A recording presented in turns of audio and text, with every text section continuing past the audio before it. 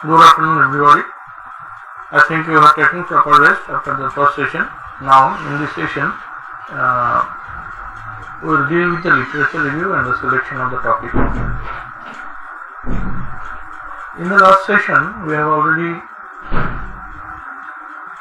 told you what is research, what are the different types of research, and ultimately we stated that research is a way of finding out some solution to a defined research problem. So now we will discuss how to deal with the research problems, that is how to select the research topic and what are the way outs. Mainly the way outs are learned from the literature review. Now, literature review, what is that? Before discussing that, we will come to the steps to write about a research problem. There are generally three ways you are asked to write about a research problem. First one, your supervisor or professor provides you with a general topic from which you study a particular aspect. Secondly, it may be like that your professor provides you with a list of possible topics to study. In the first two cases, you are dependent on your professor or your supervisor. But in the third cases, it is unique. In the third case, your professor leaves it up to you to choose a topic, and you only have to obtain permission to write about it before beginning your investigation. So here are some strategies for getting started for each scenario. How to begin? You are given the topic to write about. Step 1. Identify the concepts and terms that make up the topic statement. How? Suppose in your postgraduate, you have learnt about some subjects and now you have to prioritize which subjects are to be given priority 1, priority 2 and so on. And the subject you love most and you find interest most in that subject, try to find out some specific areas or chapters. Like, I am a student of commerce, I am a student of finance specialization, and my specific textbook was financial management. Out of that, dividend policy was a particular chapter which I was very fond of. So now you, in step 2, try to review related literature. Literature means some textbooks. You start with certain textbooks to help refine how you will approach examining the topic and finding a way to analyze it.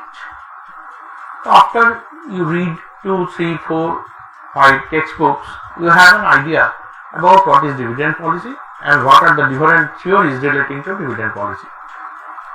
Now in step 3, since social science research papers are generally designed to get you to develop your own ideas and arguments, look for sources that can help broaden, modify or strengthen your initial thoughts and arguments. There are lots of sources, I will be coming to that later on, of journals, journal links, websites, which will give you an idea of the specific researches done by your previous researchers in that particular area. And lastly, in step 4, assuming that you have done an effective job of synthesizing and thinking about the results of our initial search for related literature, you are ready to prepare a detailed outline for your paper, your dissertation or your thesis that lays the foundation for a more in-depth and focused review of relevant research literature after consulting with the librarian if needed. how you will know you haven't done an effective job of synthesizing and thinking about the results of your initial search for related literature? A good indication is that you start composing your paper outline or dissertation outline and gaps appear in how you want to approach the study. This indicates the need to do further research on the research problem. Now there are at least 3 appropriate roles your related literature plays in helping you formulate how to begin your analysis. Number 1 is sources of criticism. Second one is sources for historical context. Third one is sources of interdisciplinary insight. Now, this is the beginning of the literature review. Somebody may find it odd, but I quote, understand, you do not understand, you will not understand, you may not understand everything of research methodology. Still, you have to do your best to understand it. So this is perhaps most boring task. Literature review is the most boring task in the part of your research. But this is also an effective part of your research too. We always write with it, we start with it, we know. But there are many things we don't know. So let's tell a story about the prerequisite of literature review. We all know Swami Vivekananda and Ramakrishna Paramahansa. One day, Swami Vivekananda, a disciple of Ramakrishna Paramahansa, knocked the door of Swami Vivekananda, of Swami Ramakrishna Paramahansa. So Ramakrishna Paramahansa was astonished and asked, "Who is this?" Then Swami Vivekananda replied, "Only the same I have come to know who I am." So as a researcher, you must have to know who you are, where you are standing, and how much you have done and how much rest you have to do. These are the prerequisites of every literature review.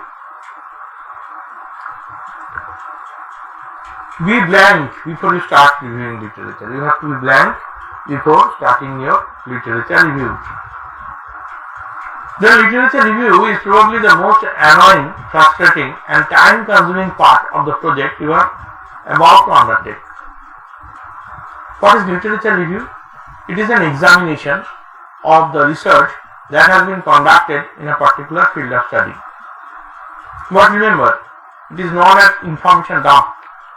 It is only an examination. The selection of available documents, both published and unpublished, on the topic which contain information, ideas, data and evidence. This selection carried out to fulfill certain aims or express certain views on the nature of the topic and how it is to be investigated, and the effective evaluation of these documents in relation to the research being proposed. Why literature review is important? Because there are 3 types of lies. One is lie, one is damn lie, and third one is statistics. In research we try everything to interpret with statistics, but the most lies are told by statistics because statistics is a numerical science having lots of limitations. That's why researchers need to undergo through different literatures, because they do not only deal with the statistics but also the theoretical aspects, the domain knowledge which is very much needed by a researcher to go further with his or her research. Giving you another example. Suppose you are passing through a street.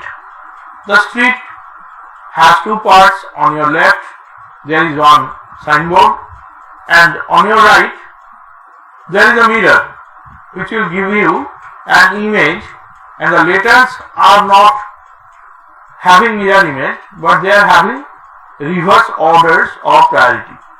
So the advertisement is there about a famous soft drink, feels tired and dull, drink Coke, feels fresh and active. You are going on one way of the street, but the other person who is coming from the other way, just the opposite way of the street, he is looking at the mirror, and the mirror shows feeling fresh and active, drinks Coke, feels tired and dull. So it is the way you interpret one's research or one's innovation, one's invention depends and varies from researcher to researcher, person to person. That's why the literature review is very important, and the importance of literature review can be shown from the following points. It brings clarity and focus to your research problem. It broadens your knowledge base in research area. It improves your methodology. It provides you new out-of-box innovative ideas. It helps you to understand the research design, results and limitations of the kind of research you are conducting, and it helps you to find information for questionnaire design. Now, before and after literature review, the situation of a researcher is like this. Before literature review, a researcher might find, what do I think is correct? Now, if the researcher questions, what do I think is correct, there arises the need to review the literature. Kinds of literature.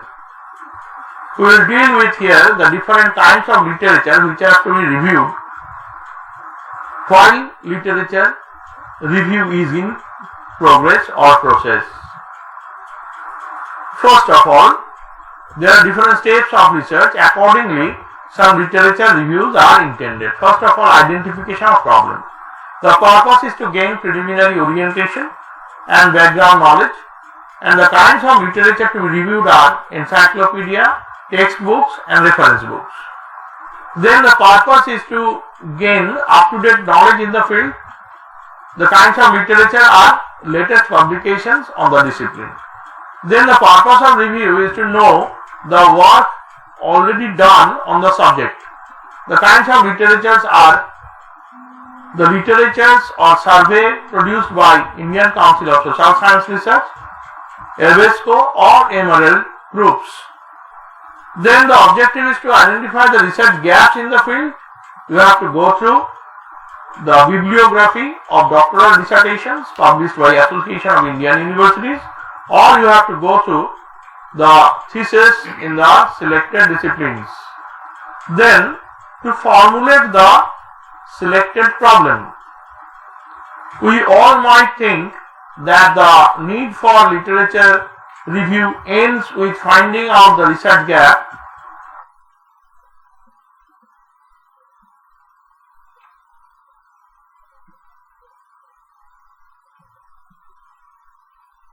No, the answer is no.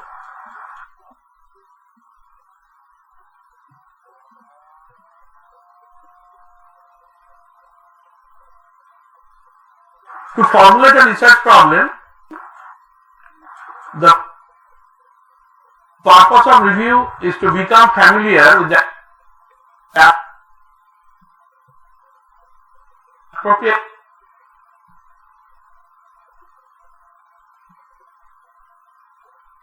methodology and research techniques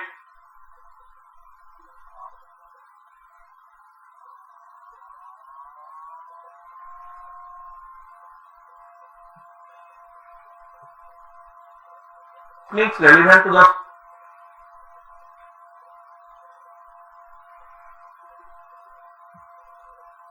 study, and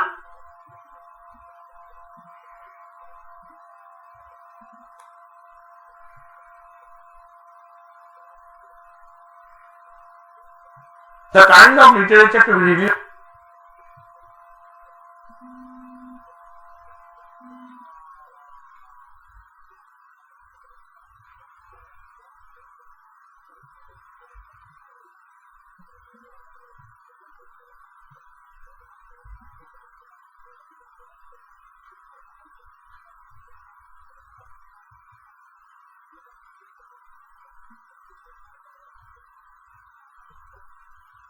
Today's previous studies in the field, journals, published and unpublished theses. Then research design formulation. The purpose is for clarifying concepts and knowing measuring techniques. The kind of literature to be reviewed is secondary data analysis, primary data collection and questionnaire design. Then number 4, field work and data collection. Objective is to develop alternative design, and the kind of literature to be surveyed is in home, telephone, mail, email or internet. Then data preparation and analysis. The objective is for gaining a thorough knowledge of the process and tools and measurement techniques. And the literature to be reviewed is illustrated books on methodology of research, copies of tools and scales furnished in the appendix of these. And lastly, report preparation and presentation. The literature related is journals, textbooks, reference books and reports on the subject matters used for analysis.